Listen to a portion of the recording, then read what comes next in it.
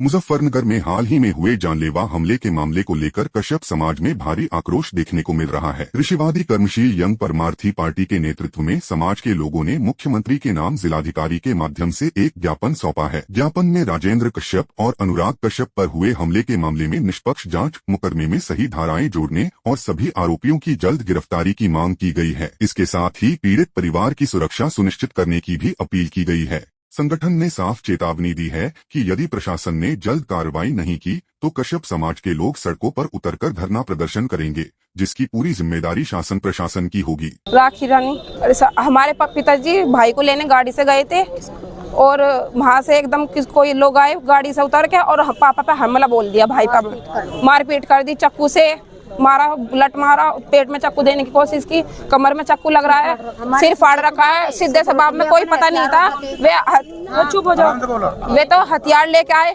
हमें तो कुछ पता नहीं था। हम तो सीधे सबाब में अपने घर आ रहे थे और हथियार लेके और एकदम हथियारों से 17 टंके आ रहे हैं सिर में। ये काली नदी का कश्यप चौक का नहीं, हम तो जानते ना पहचानते उन्हें, हमें क्या, हम तो जब वे गडरिया, हम धीवर कश्यप राज लड़ाई का उन्हें तो मार दिया, वे तो गस होकर पड़ गए।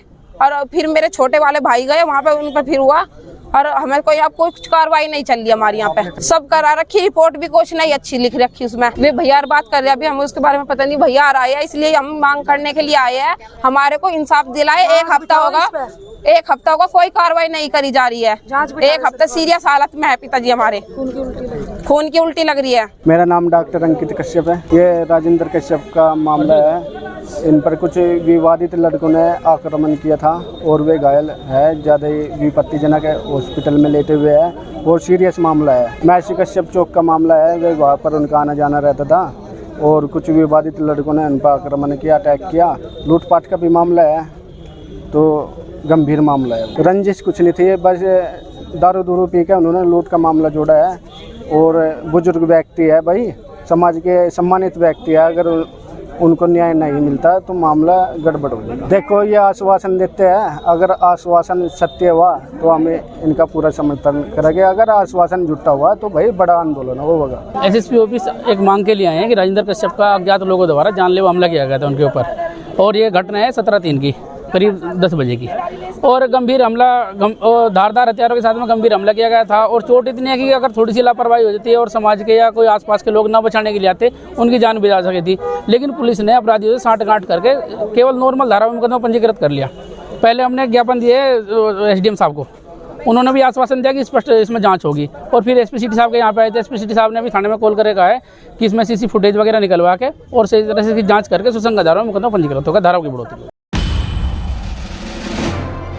मुजफ्फरनगर के थाना पुरकाजी क्षेत्र से एक लापता युवक का मामला सामने आया है, जिसमें पीड़ित परिवार ने पुलिस कार्रवाई पर सवाल उठाए हैं। जानकारी के अनुसार ग्राम धमात निवासी जोगेंद्र उर्फ पिंकी 25 फरवरी 2026 से लापता है। इस संबंध में परिजनों द्वारा 27 फरवरी को थाने में प्रार्थना पत्र दिया गया, जिसके आधार पर एफआईआर भी दर्ज की गई। हालांकि परिवार का आरोप है कि थाना स्तर पर अब तक कोई ठोस कार्रवाई नहीं की गई और उन्हें संतोषजनक जवाब भी नहीं मिल रहा है। ऐसे में पीड़ित परिवार ने वरिष्ठ पुलिस अधीक्षक से गुहार लगाते हुए मामले की जांच सीओ जानसठ को सौंपने की मांग की है। अब देखना होगा कि प्रशासन इस मामले में क्या कदम उठाता है और लापता युवक का सुराग कब तक लग पाता है। मेरा नाम रजनी, मैं धमास से आए हम।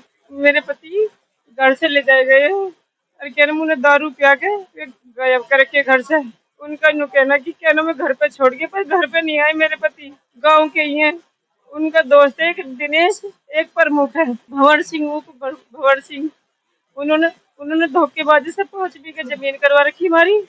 और जी कहना कोई पैसा नहीं दिया, हमारा आदमी भी गायब कर रखा। और जी हम परेशानी में बहुत, हमारा खुद वही तो लेन देन में सब कुछ वही धर कब में पड़ा। हम परेशान है बहुत। मेरा भी है वो ऑपरेशन हुआ पड़ा, हमारा कोई नहीं है। हमें इंसाफ चाह रहा, बस कुछ नहीं कर रही, कुछ भी कोई हमारे लिए कुछ नहीं कर रहा। हमने सब कुछ कर लिया और काजी थाने में कुछ नहीं होता, कुछ भी। मैं तो 2 दिन के बाद 4 दिन के बाद 1 महीना कर दिया। मैं कहता 2 दिन में आ जाएंगे, 3 दिन में आ जाएंगे, कोई नहीं हो रहा, कुछ नहीं इंसाफ मिल रहा हमें। हम यहाँ पे भी आए थे, यहाँ भी कुछ नहीं है हमारा।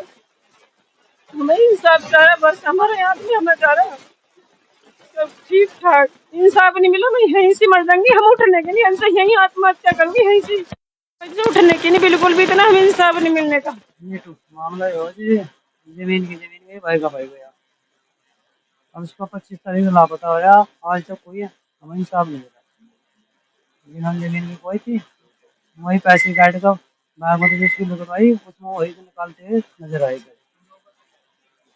एक दिन ऐसा एक बहुत दो आदमी के साथ जमात नाम दर्ज रिपोर्ट की तरफ की सब कुछ काम हो रहा है तो कुछ नहीं।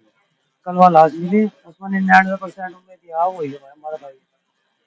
99 तो मिली उसमें 99% लग रहा है जी असर वही है। हाँ जी DNA टेस्ट करना चाहिए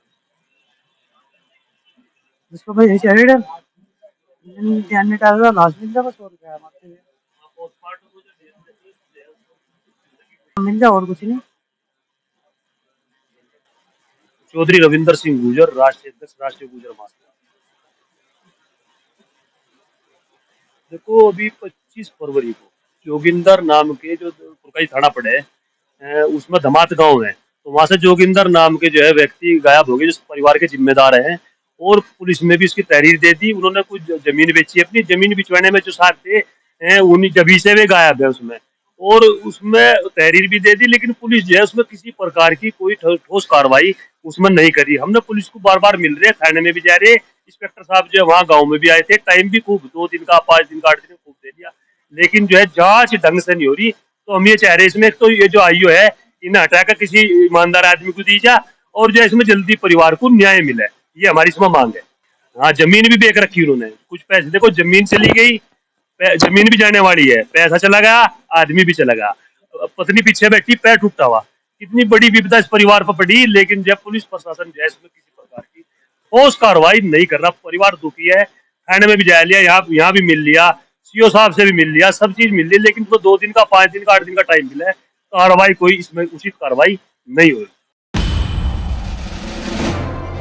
सांबा जिले में देर रात हुए धमाके से इलाके में हड़कंप मच गया। जानकारी के मुताबिक रात करीब 1 बजे एक घर के बाहर जोरदार विस्फोट की आवाज सुनाई दी, जिसके बाद स्थानीय लोग दहशत में आ गए। घटना की सूचना मिलते ही पुलिस और सुरक्षा एजेंसियां तुरंत मौके पर पहुंच गईं और पूरे इलाके को घेरकर जांच शुरू कर दी गई। इस मामले पर वीरेंद्र सिंह मनहास ने बताया कि पुलिस हर पहलू से जांच कर रही है और विस्फोट के कारणों का पता लगाया जा रहा है। फिलहाल इलाके में सुरक्षा बढ़ा दी गई है और संदिग्ध गतिविधियों पर नजर रखी जा रही है ताकि किसी भी संभावित खतरे को टाला जा सके। देखिए ये एक्स सरपंच हैं जयराम शर्मा जी, और रात को करीबन 1:07 का वाकया है जब इन्होंने पुलिस को इन्फॉर्म किया कि इनके घर के सामने गेट है और गेट पे एक एक्सप्लोजन हुआ है। तो पुलिस को जैसे ही इसकी इन्फॉर्मेशन मिली, पुलिस स्पॉट पे पहुंची, पुलिस ने मैटर की कॉग्निजेंस ली है और तफ्तीश चल रही है। जैसे ही जो भी तफ्तीश में आएगा आपको ब्रीफ कर दिया जाएगा। Thank you. बांका के अमरपुर क्षेत्र में चैत्र नवरात्रि के पावन अवसर पर भक्तिभाव का अद्भुत दृश्य देखने को मिल रहा है। नवरात्रि के 5वें दिन मां स्कंदमाता की पूजा अर्चना के लिए मंदिरों में श्रद्धालुओं की भारी भीड़ उमड़ पड़ी। सुबह ब्रह्म मुहूर्त से ही भक्त लंबी कतारों में खड़े होकर माता के दर्शन के लिए अपनी बारी का इंतजार करते नजर आए। मंदिर परिसर जय माता दी के जयकारों से गूंज उठा और हर तरफ भक्ति का माहौल देखने को मिला। श्रद्धालुओं ने विधि विधान के साथ पूजा अर्चना कर अपने परिवार की सुख समृद्धि, स्वास्थ्य और खुशहाली की कामना की। कई श्रद्धालु दूर दराज के क्षेत्रों से विशेष रूप से इस दिन माता स्कंदमाता के दर्शन के लिए पहुंचे। प्रशासन और मंदिर समिति की ओर से भीड़ को नियंत्रित करने और व्यवस्था बनाए रखने के लिए विशेष इंतजाम किए गए हैं, जिससे श्रद्धालुओं को किसी प्रकार की परेशानी का सामना न करना पड़े। नवरात्रि के इस पावन पर्व पर अमरपुर के मंदिरों में उमड़ी आस्था यह दर्शाती है कि लोगों की धार्मिक भावनाएं कितनी गहरी हैं और वे पूरे श्रद्धा भाव से मां दुर्गा के 9 रूपों की आराधना कर रहे हैं।